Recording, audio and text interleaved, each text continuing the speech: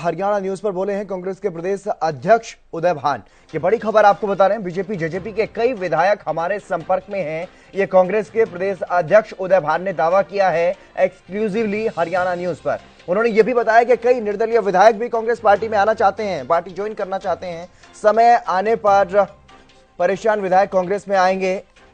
ये बड़ी खबर आपको बता रहे हैं। और साथ ही साथ उन्होंने ये भी दावा किया है कि कांग्रेस आ रही है, भाजपा जा रही है। मौजूदा सरकार को लेकर के जनता में भारी नाराजगी का दावा भी कांग्रेस के प्रदेश अध्यक्ष उदय भान ने किया है। क्या कुछ बातचीत हुई है हरियाणा न्यूज से, खास बातचीत के अंश आपको दिखाते हैं। हमारे साथ बातचीत करने के लिए हरियाणा प्रदेश के कांग्रेस अध्यक्ष उदय भान जी साथ हैं। सर, पहले हिमाचल, फिर कर्नाटक और अब अगले साल जो है लोकसभा के इलेक्शन है, उसके 6 महीने बाद विधानसभा के इलेक्शन है हरियाणा के अंदर। तो किस तरीके की तैयारी है सर? अब पूरी तरह से तैयार है कांग्रेस पार्टी। अभी आपने देखा हिमाचल में, कर्नाटक में, उसके बाद आप देखोगे छत्तीसगढ़ और मध्य प्रदेश और राजस्थान में बीजेपी का सुपड़ा साफ होना निश्चित है।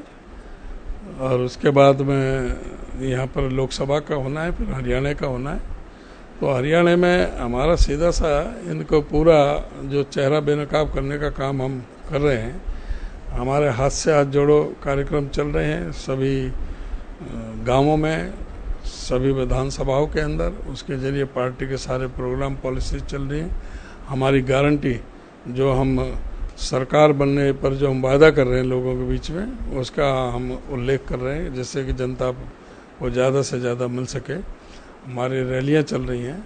हम एक साल के अंदर हमारे कई बड़ी बड़ी रैलियां हुई हैं। फरीदाबाद में, फतेहाबाद में, यमुनानगर में, पानीपत में बहुत बड़ी ऐतिहासिक रैली भारत जोड़ो यात्रा की हुई। मेवात के अंदर 1 डिग्री टेम्परेचर में सुबह 6 बजे रैली हुई।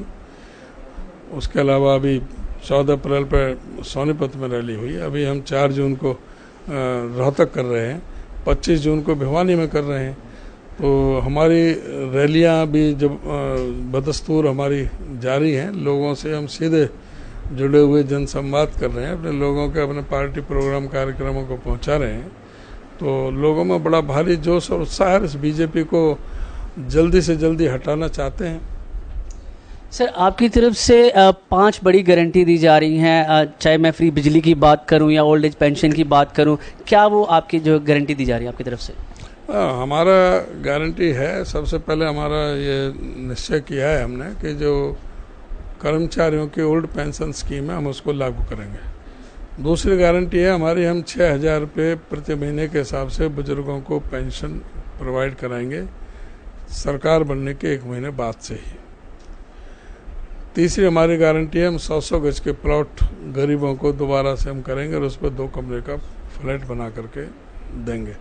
चौथी गारंटी हमारी 300 यूनिट तक बिजली हम सबको प्रोवाइड कराएंगे मुफ्त।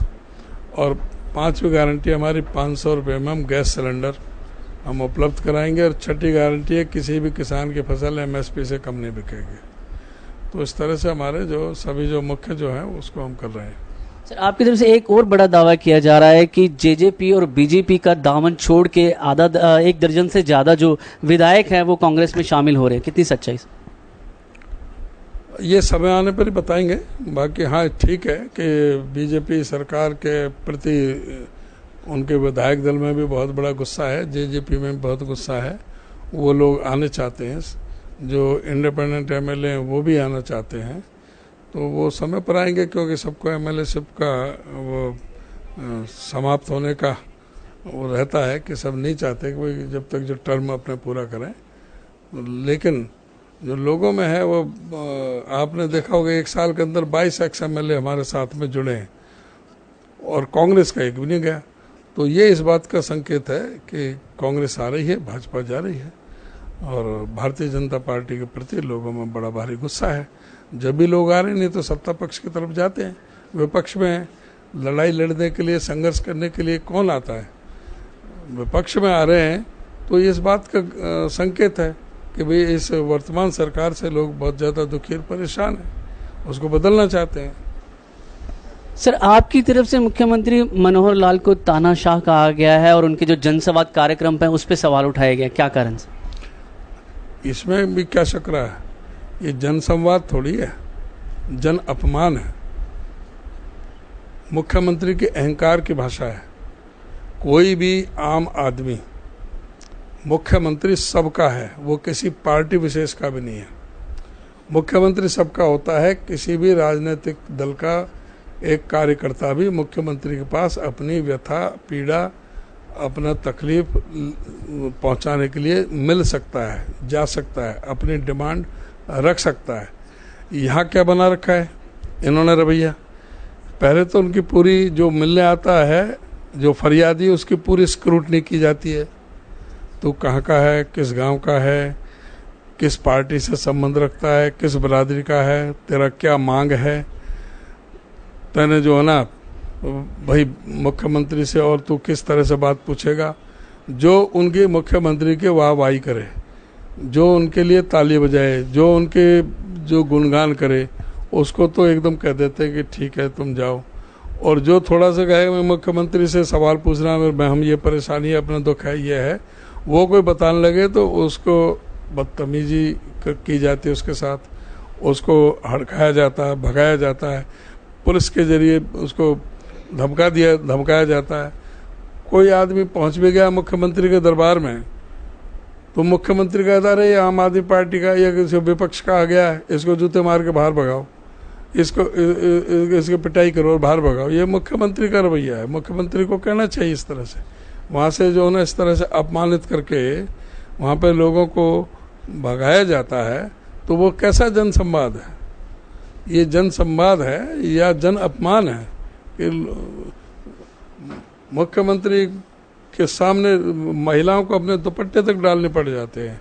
अपने गुस्से को इजहार किस तरह से वो करते हैं उनको, जो ना क्या ये बहुत अपमानजनक है। इससे तो ये जन संवाद कार्यक्रम इनको बंद कर देना चाहिए। जब ये जनता की कोई बात सुनना ही नहीं चाहते, जनता की नब्ज को देखना ही नहीं चाहते, जनता के दुख तकलीफों के बारे में जानना ही नहीं चाहते, तो फिर जन संवाद तो एक ढकोसला है।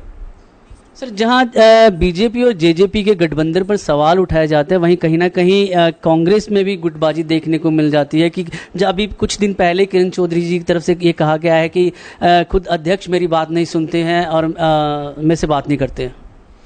ऐसा कुछ नहीं, हम सबके बात सुनते हैं, सबको विश्वास में लेते हैं और कांग्रेस में कोई गुटबाजी नहीं है। कोई छोटा मोटा कोई उसको कोई मतभेद होगा तो हम अपना बैठ करके आप निकाल लेंगे। उनको कोई तकलीफ है मेरे से तो वो हाईकमान को शिकायत कर सकते हैं। जी, मेरा आखिरी सवाल सर, आज पहलवान जो 30 दिन से यहाँ पर बैठे हुए हैं धरने पर दिल्ली के जंतर मंतर पर, आज उनकी तरफ से एक कैंडल मार्च निकाला जा रहा है इंडिया गेट पर। क्या आप या आपकी पार्टी के लोग इस कैंडल मार्च में शामिल होंगे? ये बहुत ही शर्म की बात है कि 1 महीना हो गया इन पहलवानों को बैठे हुए बेटी बचाओ बेटी पढ़ाओ का नारा गढ़ने वाले ये बेशर्मी से ये लोग किस तरह से हमारे वो महिला पहलवान जिन्होंने विदेश में जाकर के भारत का डंका बजाया, विदेश में जाकर के भारत का तिरंगा झंडा वहाँ पर गाड़ने का काम किया, उनको भी ये न्याय नहीं दे सकते, तो ये किसको इनसे क्या उम्मीद की जा सकती है? इनके नारे कैसे खोखले हैं कि जो 1 महीने से जो है ना उनको एक ऐसा एक बदमाश जिस पर 40 पहले मुकदमे दर्ज हैं, वो एक इनका सांसद है, इसलिए उससे नहीं पूछा जा रहा। इसी तरह से वो टैनी के साथ में हुआ कि जिसने सरेआम जिस किसानों को कुचल के, उसको आज तक भी उसका जो टैनी जो है वो आज तक भी मंत्री परिषद में बैठा हुआ है। हमारे हरियाणा में इनका मंत्री है संदीप सिंह, बेशर्मी से आज भी मंत्री बना बैठा है। तो ये तो जो इनका जो पूरा जनता ने इनका मुखड़ा देख लिया है कि इनका कथनी और करनी में इनका चेहरा जो किस तरह का है वो बिल्कुल बेनकाब होकर के रह गया है। सर, दोनों की तरफ से नार्को टेस्ट की बात हो रही है। दोनों ने कहा है कि ब्रिजभूषण सिंह की तरफ से कहा गया कि मैं तैयार हूं और पहलवानों की तरफ से भी कहा गया कि हम भी तैयार हैं, ये जो टेस्ट है वो लाइव होगा। फिर ये पुलिस क्या कर रही है? जब दोनों तरफ से हो गया तो करते क्यों नहीं है भाई? कार्रवाई क्यों नहीं करते और उसको अरेस्ट क्यों नहीं करते? जहां पॉक्सो एक्ट लगा हुआ हो वहां तुरंत गिरफ्तारी होती है। ये क्यों कानून का मजाक उड़ा रहे हैं? क्यों देश की सरकार का मजाक उड़ाया जा रहा है? मतलब कानून से ऊपर हो गया कोई भी? कोई एमपी है इनका, कोई मंत्री है तो वो कानून से ऊपर है, उस पर कोई कानून की धारा कोई लागू नहीं होती, वो छुट्टा है। उस पर कोई कानून काम नहीं करता। जी बहुत बहुत शुक्रिया। तो ये थे हरियाणा न्यूज़ से खास बातचीत करने के लिए हरियाणा प्रदेश कांग्रेस के अध्यक्ष उदय भानसी। कैमरामैन हेमंत के साथ मैं अरुण कौशल, हरियाणा न्यूज़, दिल्ली।